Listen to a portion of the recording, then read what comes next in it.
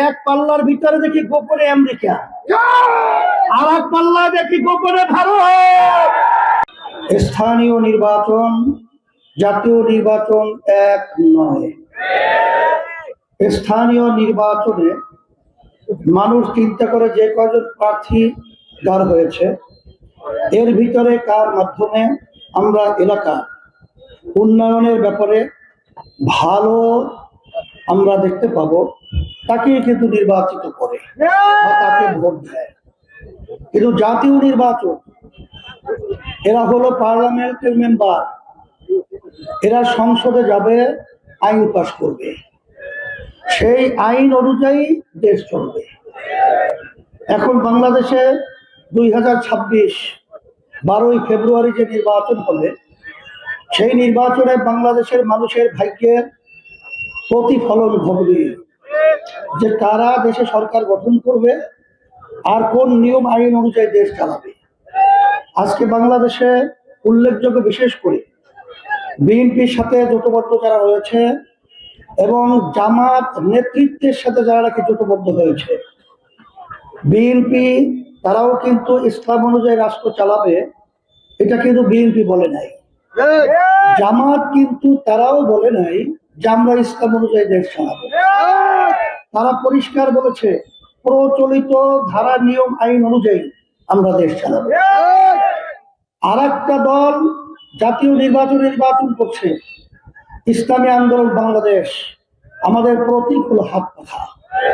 আমরা বলেছি আল্লাহ যদি আমাদেরকে কবুল করেন, বিজয় দান করেন, আমরা ইসলাম অনুযায়ী রাষ্ট্র চালাবো। এখন কথা হলো যারা প্রতিদ্বন্দ্বিতা করছে তাদের ভিতরে অনেকে ব্যক্তি ভালো থাকতে পারে, কথা ঠিক না? যে অমুক ব্যক্তি ভালো, এখানে ব্যক্তি ভালো কিন্তু বিবেচনা নয়, ব্যক্তি কোন নিয়ম নিয়ে আসছে এইটা হলো আমাদের বিবেচনা। শফিকুর রহমান সে দাঁড়িপাল্লা নিয়ে নির্বাচন করতেছে, সে কিন্তু তার নেতা সহ তাদের সিদ্ধান্ত হলো তারা ইসলাম অনুযায়ী রাষ্ট্র চালাবে না। বিএনপির আমাদের শহীদুল ইসলাম সাহেব, শহীদুল আলম সাহেব, সে বিএনপির পক্ষ থেকে নির্বাচন করছে, সেও কিন্তু বলে নাই আমরা ইসলাম অনুযায়ী রাষ্ট্র চালাবো। আর আমাদের আব্দুল মালেক আনোয়ারি, সেও হাত পাখা প্রতীক নিয়ে নির্বাচন করছে, সে কিন্তু পরিষ্কার বলেছে আমরা যদি আল্লাহ ক্ষমতায় দেয় ইসলাম অনুযায়ী রাষ্ট্র চালাবো। এর কারণও রয়েছে, কারণ এই 54 বছর দেশ স্বাধীন হলো, যেই নীতি আদর্শের মাধ্যমে দেশ চলেছিল, আমরাই সুন্দর দেশটাকে এদের পরিচালনায় এই আইনের মাধ্যমের কারণেই, এই আদর্শের কারণেই আমাদের দেশটা 5 বার দুর্নীতির দিক থেকে, চোরের দিক থেকে তামাম দুনিয়া ফাঁস হয়েছে। এদের পরিচালনায় এই দেশের ভিতরে হাজার হাজার মায়ের সন্তানগুলো কোলহারা হয়েছে। এদের পরিচালনায় এই আইনের কারণেই এদেশ থেকে টাকাগুলো বিদেশে পাচার হয়ে বেগম পাড়া তৈরি হয়েছে। এদের এই আইনের কারণেই এই দেশে বসে অন্য দেশের প্রেসক্রিপশন অনুযায়ী দেশ পরিচালনা করেছে। এখন 5ই আগস্ট যখন দেশ অভ্যুত্থান হলো, ইসলামের পক্ষে সুন্দর পরিবেশ তৈরি হলো, আমি আল্লাহর খাস মেহরবানি আপনাদের দোয়ায় আমরা চেয়েছিলাম এই দেশটাকে একটা স্বর্ণ দেশ তৈরি করব, ইসলামের পক্ষের অবস্থানকে মজবুত করব। কিন্তু স্বার্থন্বেষী মহল আজকে যারা গাড়ি পাল্লা নিয়ে আসছে তারা বললে কি ন্যায়ের প্রতীক, ইনসাফের প্রতীক, কথা ঠিক না? হ্যাঁ, কোন ইনসাফ?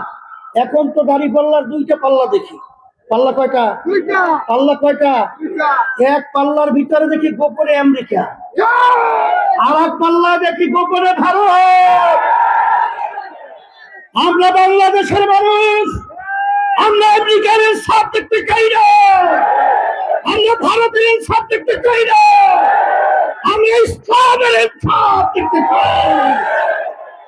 এই জন্য আমার পরিষ্কার আমার বাচ্চাদেরকে বলবো, আমি ছাত্র বয়স থেকে আমি বাউফলে আসি, আমি বাউফলে বিভিন্ন আন্দোলনে ঘুরেছি। এই বাউফলের মাটি ইসলামের পক্ষের ঘাঁটি।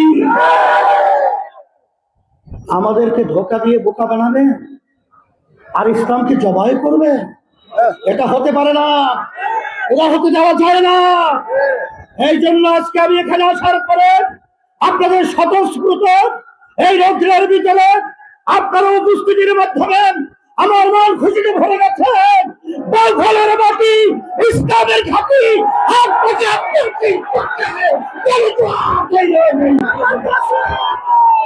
এই হিসাবে আমি সকলকে বলবো, কথা বেশি লম্বা না করে সংক্ষেপ, আমরা অত উন্নয়নের ফুল ঝুরি বলতে পারবো না, তবে আমরা দেখেছি যখন আওয়ামী লীগ ক্ষমতায় আসে বিএনপি ঘর ছেড়ে পালায়, যখন বিএনপি ক্ষমতায় আসে আওয়ামী লীগ ঘর ছেড়ে পালায়। ইসলামী আন্দোলন যদি ক্ষমতা আছে, কোন নিরাপরাধ মানুষ তাদের ঘর ছেড়ে পালাতে হবে না। এই জমিনের মধ্যে মুখ খুলে রাখতে পারবে।